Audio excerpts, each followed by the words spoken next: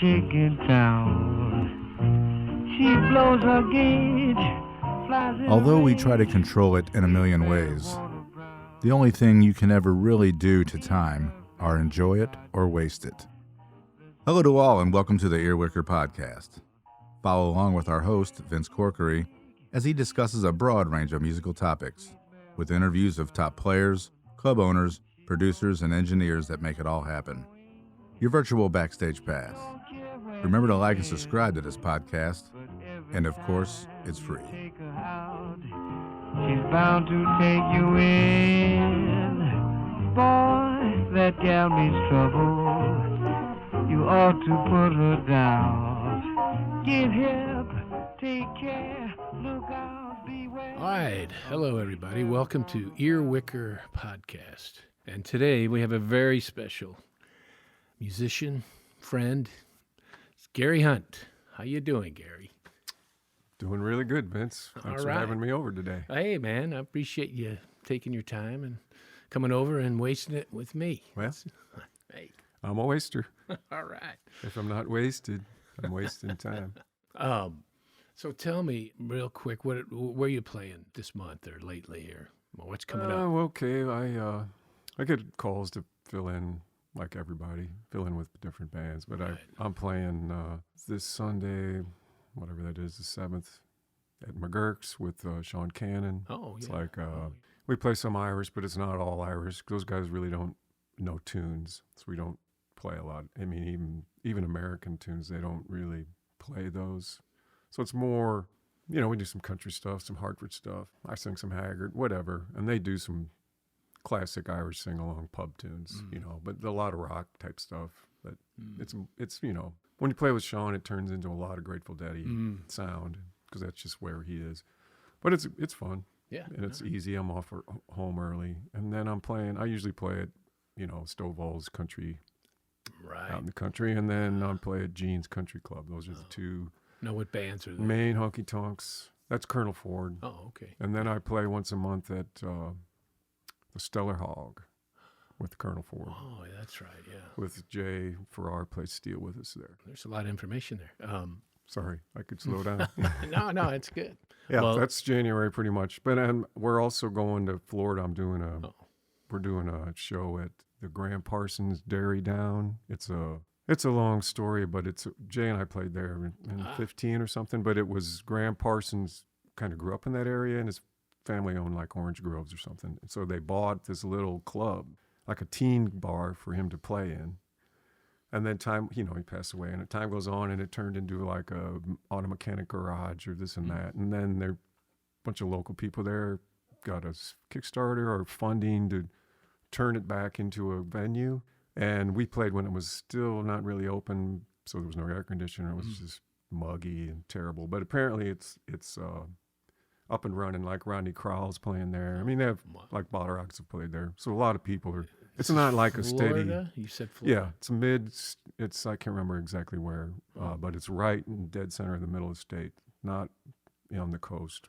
So it's mid-state, where the Orange Groves were. It's more residential now.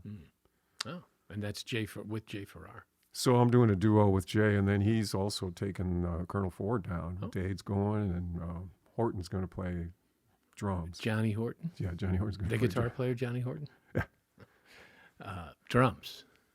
Well, he's been playing drums at, he kind of wormed his way into that gig. I said, we were playing a trio, and I said, hey, we're playing over there. He goes, I'm coming. I said, well, you might have to play a drum or something. Okay, I don't care. Oh, all right. So he's been playing like snare drum, and then the Pretenders were in town, and Jay knows a guitar player, and they had to do some photo shoot, and they had a cocktail kit that kind of fits in a bag. I've never I've seen one. him. I've seen him, yeah. So they gave Jay one. He goes, we had to buy this for some video. You can have it. So that's what Horton uses now. Well, that's a good one. That's a good story. Yeah, it's kind of nice. Well, that's cool. And that's happening when? That's Once a month there, and it varies, but it. what's the Florida gig? Oh, the Florida gig's in February the 10th. Oh, well, that's a nice time to go. Yeah. I'd say, Yeah, hopefully it'll be. Yeah. It's not like we're going to the beach, but Right. we're going. Still, it's Florida. Yeah. in Should be nice. February. Yeah. So, And so it'll be good. You're known as a multi-instrumentalist, basically, and a telly kind of a telly guy. Yeah. But, I mean, there's a lot more than that. I mean...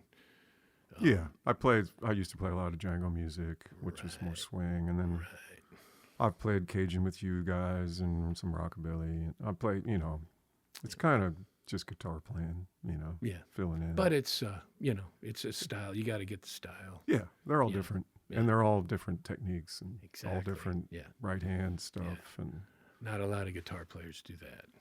Really. No. Plus, I play a lot of bluegrass, as you know. Right. So. Yeah. And that's the root of everything. Well, sort of. If you ask certain people. G-run. You don't have a good G-run. I've done my share of G-runs down through the years. That's kind of how we worked it. That's it right there. So you're a player that started pretty early, I suppose, I guess. Yeah, I started playing piano when I was 5. Piano, it was a forced thing. My mom wanted me to play, wanted all of us, my brothers, to play, and she always had imagined us going to parties and playing the piano. Like, it was a thing for her. So we started lessons, and I actually found some old sheet music. I was going through some stuff recently, but then we got some guitars when I was like 9. It was right at 64, 65. I was 9 to 64. So right after the Beatles, we got some guitars, and that kind of was it. I mean, I switched over to string stuff. I still played piano for a few years, but that wasn't really my thing. Yeah. So guitar, then you do play. You're a mandolin player, a fiddle player. Yeah, I got player. I got into more country. I was into blues music, heavy blues, like B.B. King and then the English guys and the Allmans and stuff like. I played a lot of that stuff, and then I got more into country, bluegrass, and my dad told me, he goes, "Yeah, there's a couple fiddles out at my mom's house." So I went out there, and they were down in the basement, just sitting there. Nobody had touched them for 40, 50 years. So I took both of them. And managed to. I still play one. Matt Wyatt set it up. One of my grandfather's fiddle. It's probably 1900, and I use Matt Wyatt from Kansas. Right, he was a fiddle player I played with in Swingdeville. He's got a violin shop there, and he was all about heritage and grandpa's. His dad works with him, and his grandpa was a fiddle player, and he's all about history and fiddle music. So he set it up, and I use it. I have it tuned to F, a low tuning for like your fiddle. That fiddle. I have another fiddle I use for regular tuning, but that's a fiddle I tune down. Yeah. So like if I do Cajun's gigs, you need a tuned down fiddle, or Jay does a bunch of stuff in F. So I take that. I take 2 fiddles when we go. Oh, okay. Wow, I didn't know that. That's cool. Yeah. What were your first bands like?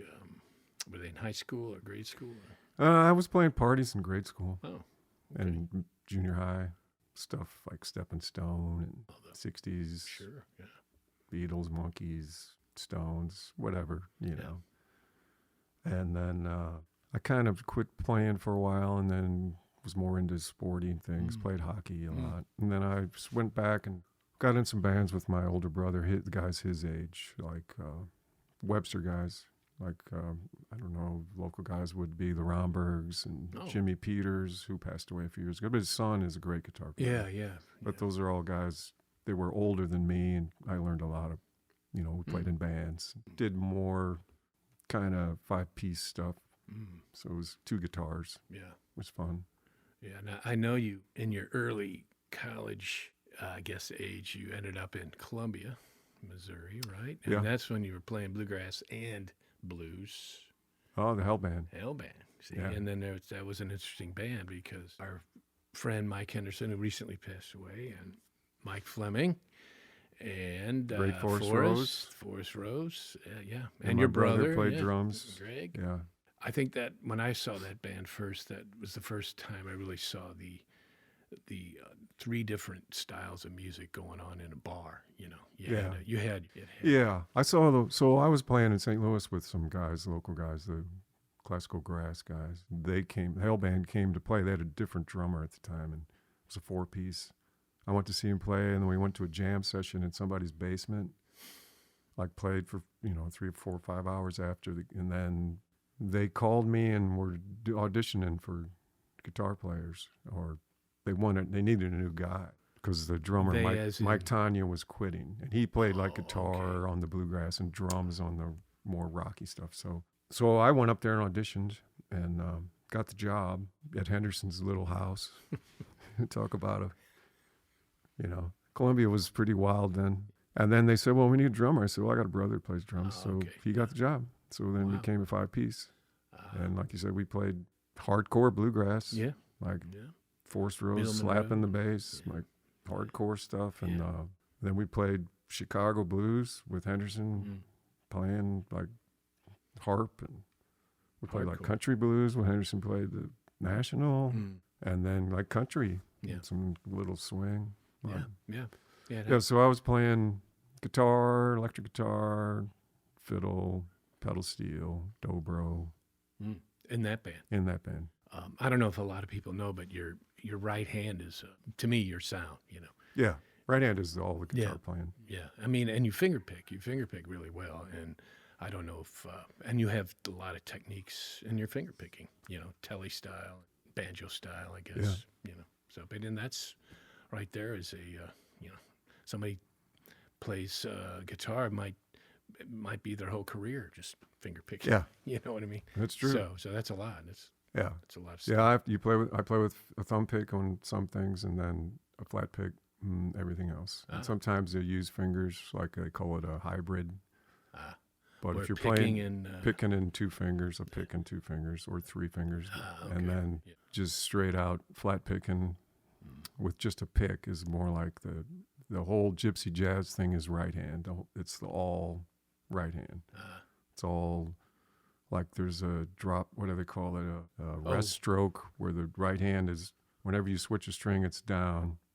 So you're always going down. So if you play like from one string to the next, you go down, and then if you switch into another string, you go down again. It's not back and forth. But if you're on the same string, you can go back and forth. It's a whole.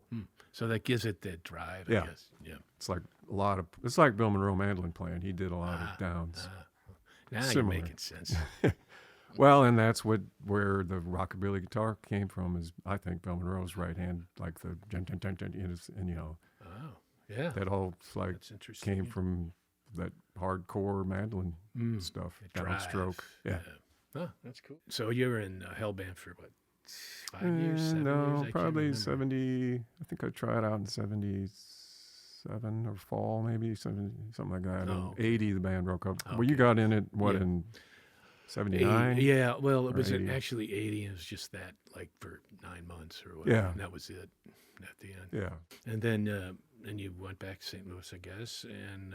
back to St. Louis and hooked up where you and I joined with Thane and Sandy Weltman and had Bluegrass Band. Susan Harvey, I guess. Oh, she was in it after. Right. We got those. Yeah. Yeah, we got some tours for USO. We were trying to go overseas, and we got Illinois. In January. Yeah, it was nice. Yeah, it was memorable. Frozen bands. Yeah. And then I know after that, I can't really remember. Well, we played around a lot, and then, life got in the way. Everybody started having kids, and playing was less and less. Then we kind of played, though, all through that together with different configurations. Right. But would end up with Lonesome Pines, right? Yeah. And, that would have been later. But then, and that was really your project. That record we did. Yeah, was kind you had a lot of songs on there. And I don't know if it's still available to anyone. I might have one. Okay. It's not. Is it on YouTube or anything? No, I guess you can do that now, can't you?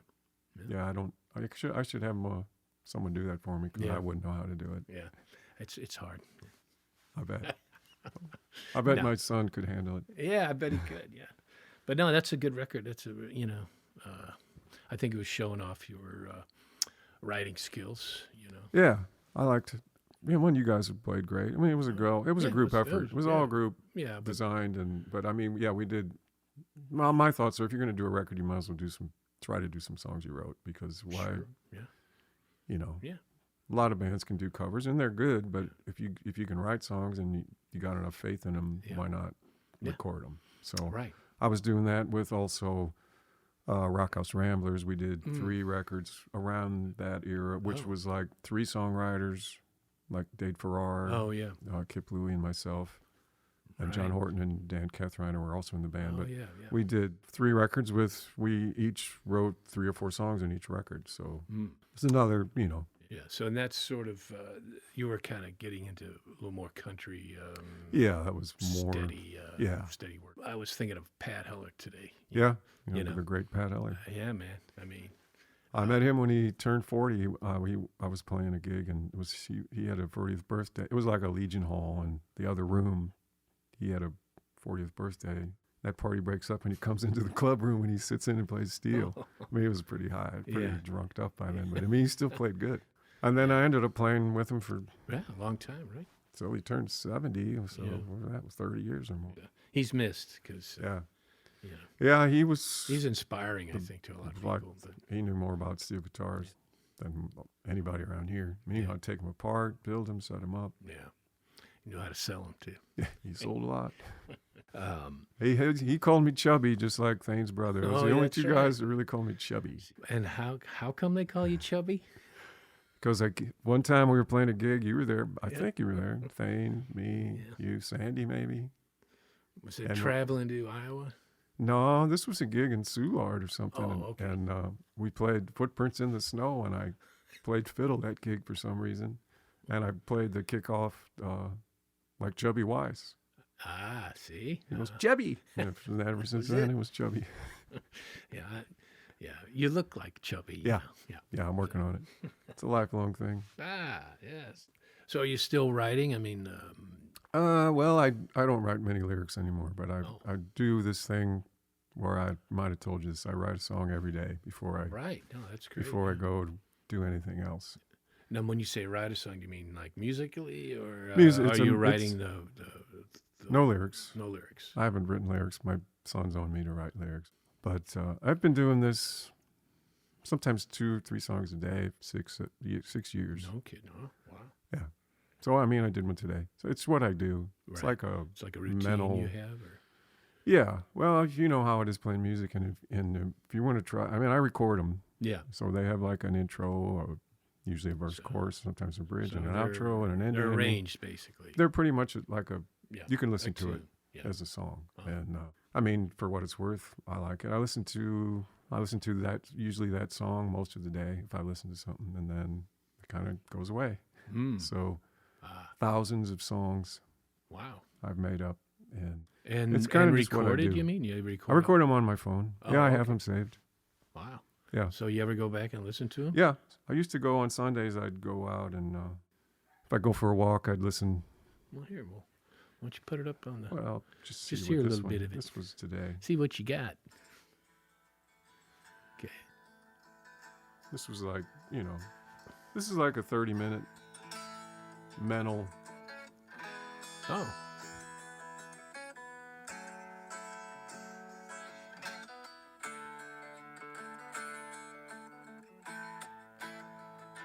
So they're like this, but some are Yeah. swing songs, some are country songs. I make up a lot of like fiddle songs on the mandolin.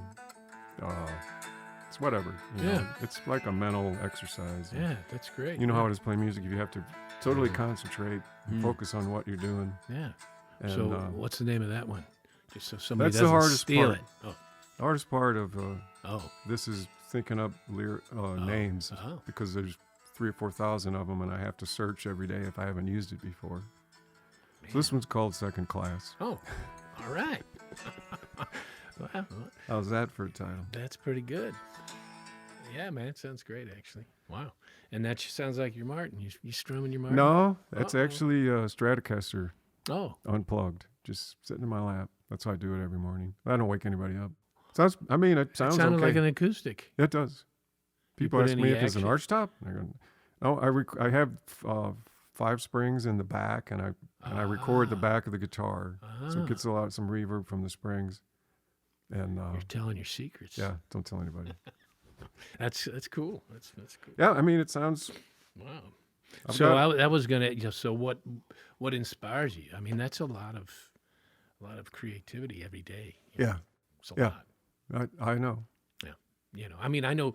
I bet if I listen, if you listen back, a lot of them would sound the same. Mm. But So I don't really listen back. I mean, like I was saying before, I used to go on like a walk on Sunday evenings, and I'd listen to the last week. Oh, okay. Just to. So. But I mean, you could pull any 13 songs and have an album. I mean, I do waltzes. Whatever. So you're saying it's kind of an exercise. Yeah, and it has your ideas captured.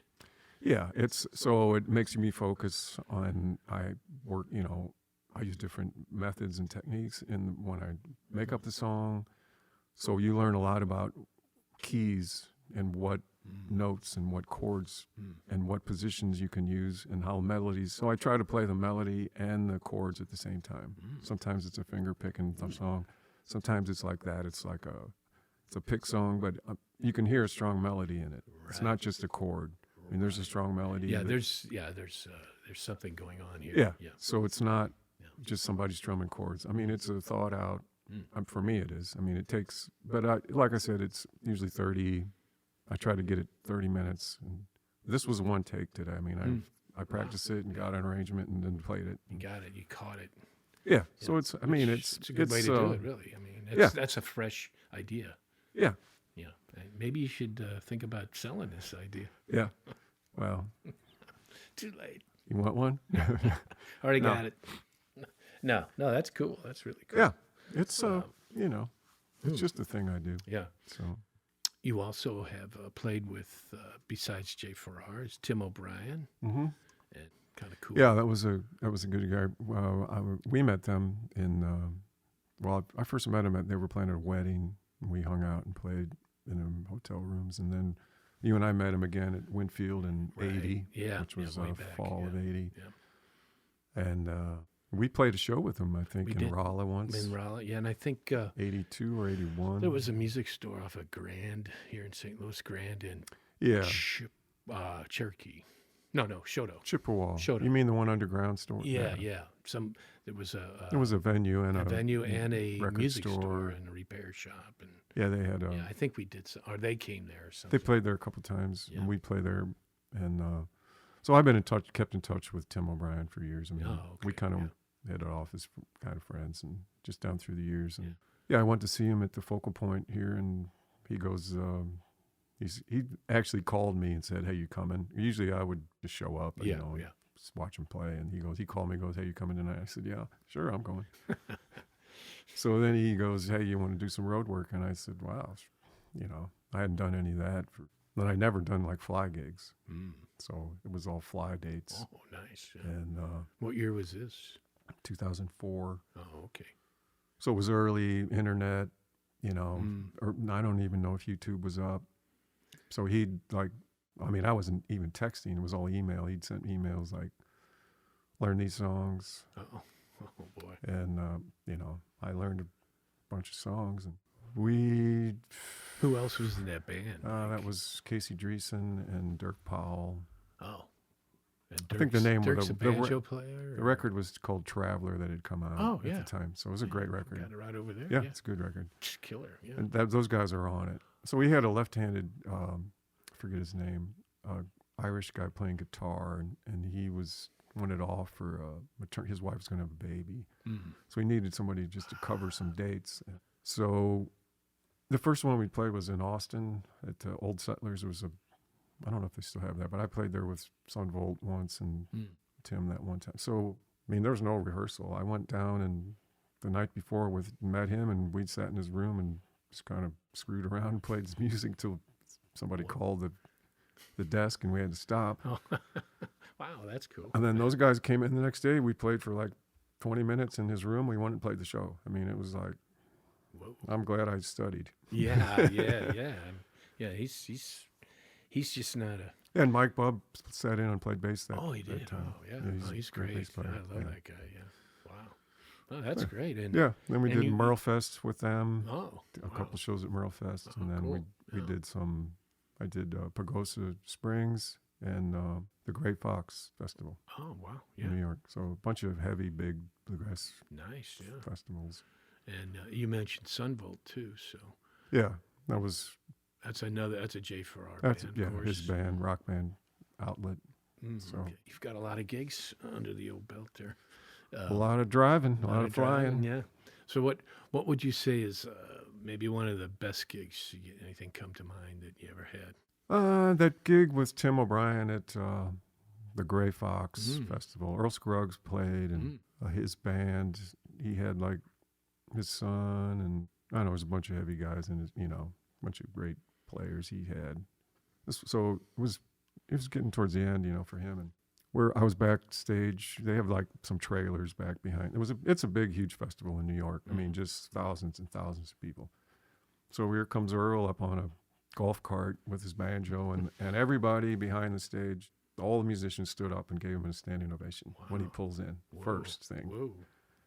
Del McCoury was there. I was lucky enough to hang out with those guys and Tim, all these heavy hitters. And I was like, what am I doing here? But they were so. They belong, yeah. And so then we played our show, and then Earl's going out like the 8 o'clock, like the heart of that night, and some clouds are forming. So we're in these trailers, and they had like radio would play the music, the stage venue, the bands that were on the stage, and you could listen to it back in the green room. So I'm in there with Del and Tim O'Brien, some of his band, a bunch of people in there, and it starts to rain, thunderstorm. So they stop the show, but they go back, and there was like a little bench behind the stage. So his band starts playing. They put a mic back there, and they start playing, and we had it on. It sounded like 1948 with Phil Monroe and Earl Scruggs. It was like awesome. Wow. It was one of those like, wow.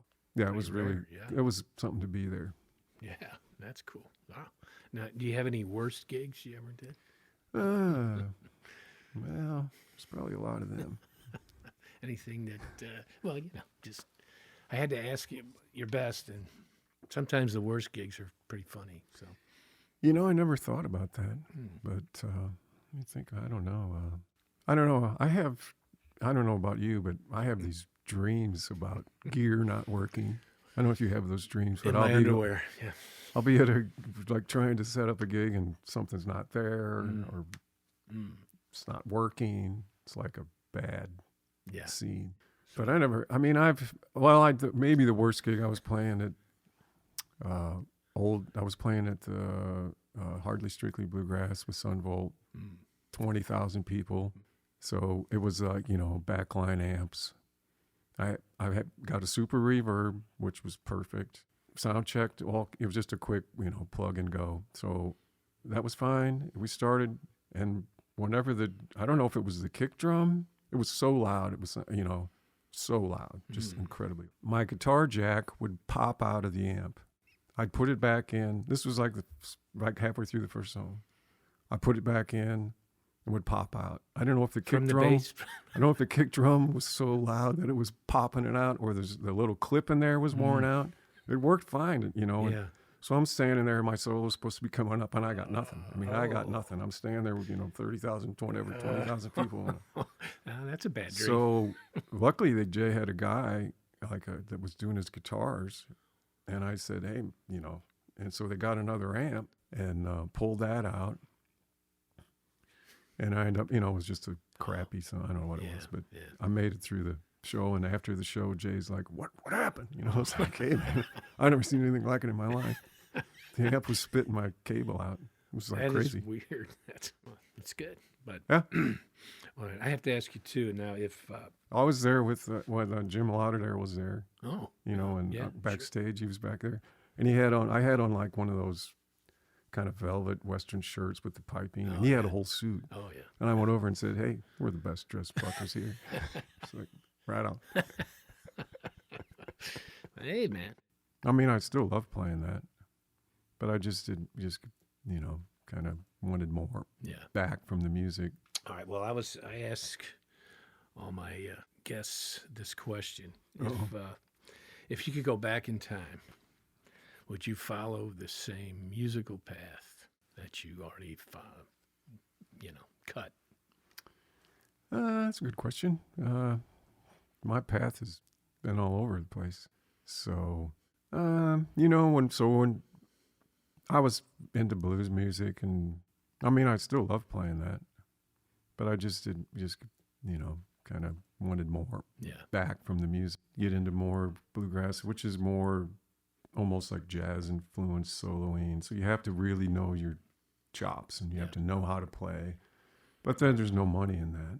I mean, even the guys that are famous, don't. Sure. I mean, like Billy Strings now, but a lot of people are still struggle. Oh yeah, that's. And then you and I played it's just music, off the wall stuff. Right. There's no, but I never really pursued it as a full time after the Hell Band, and it's just disco killed that band. There's clubs were closing down, and so I mean I'm lucky to I play with great musicians. I've met great people, and still able to play music a lot and tour and still have a family life and still married and kids and that's a lot. I think that's everything actually. So so as far as changing it, I mean maybe if I'd have focused on something, I always tell a lot of people, all my kids, those songs that we think are like, old songs, those guys that were writing those songs were trying to get hit songs. I mean, they were trying to make a living writing those songs, if you think about it. Right. All the songs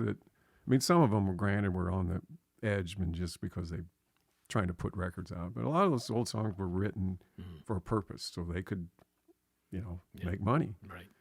And we play them as more like a art or a form, a folk form, an art form of showcase or reproducing or your own take on a classical song. Yeah, that's a good. So it's good. Yeah. I mean, I never had the to support a family in St. Louis. I mean, you'd have to tour all the time, and it just wouldn't in the cards for me. No, that's.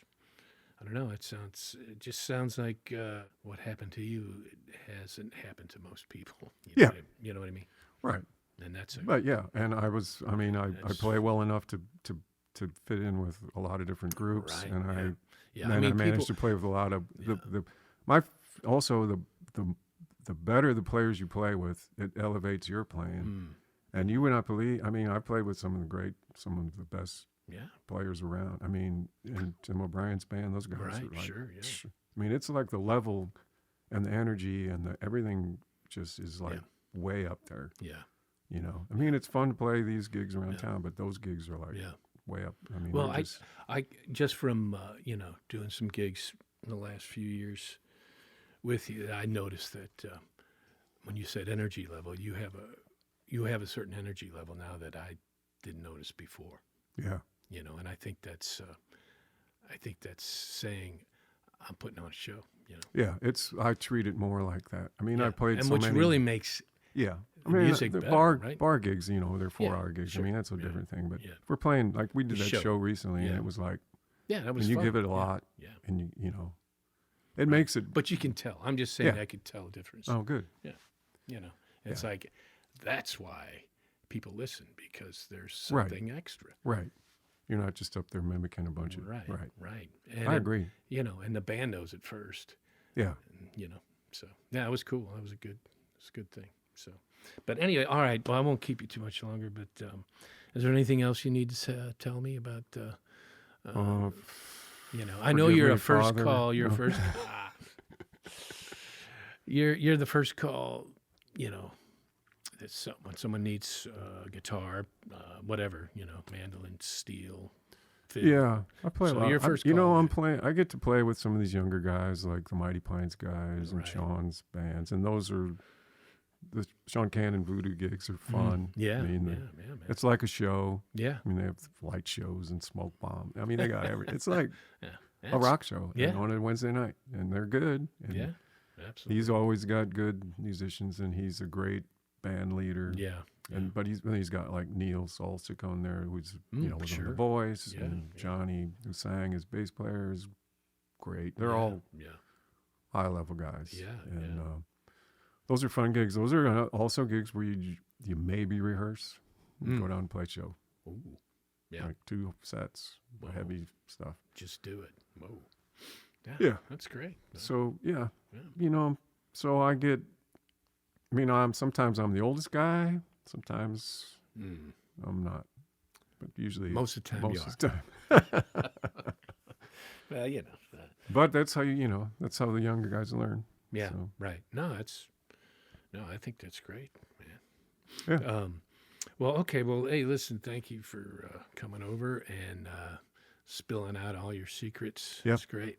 So, Yep. and keep playing. I know you're playing a lot. Do you have a website or anything, or anybody find out? No, sometimes my wife posts gigs. I mean, I'm really So you're bad. pretty high-tech guy. I'm pretty bad about all that. Oh, But okay. I was still working full time. So But, it's well, hard you for me. know- And I'm off. I'm not on Facebook. I just Okay, got disillusioned with that years ago, and I'm just Okay, like, yeah. nah. Yeah. So that's where most people get information now. So. Right. Well, they're just going to have to look for you, I guess. Well, You know. yeah. But sometimes- what's some of the current bands? Is Colonel Ford? Colonel Ford is the main outlet now, and then I'm playing with you, with Joel and you, Mike the Crowflies occasionally. Right. Well, Sean Cannon. the Voodoo Players. Voodoo Players. So these are the names that. Yeah, and I play. Well, he's got groups every week, but I've been doing mostly Sunday nights with him at McGurk's. Oh, okay. Well, that's good to And know. Yeah, you yeah, mentioned. and it then I earlier. just get calls for filling in. you Yeah. know. Great. Sometimes Diesel Island, I play with them. Oh, So there's okay. another Yes. vintage country. So Yeah. fun stuff. Yeah, that's great. All right. Well, I appreciate you having me. Hey, no, It's, man. Painless. Oh, good. Hope I Now, that's said what we everything want. right and not wrong. there you go. Well, that's what we want. So, again, thank you, Gary, and look out for Gary Hunt and check him. Go up and say hey to him. He won't say much, but he's funny. He's a funny guy. You know, his humor's dry, but don't let that scare you. It won't scare you. All right. Well, thanks again, Gary. All right. See you around. We'll see you around. Remember to like and subscribe to this podcast, and we'll see you backstage.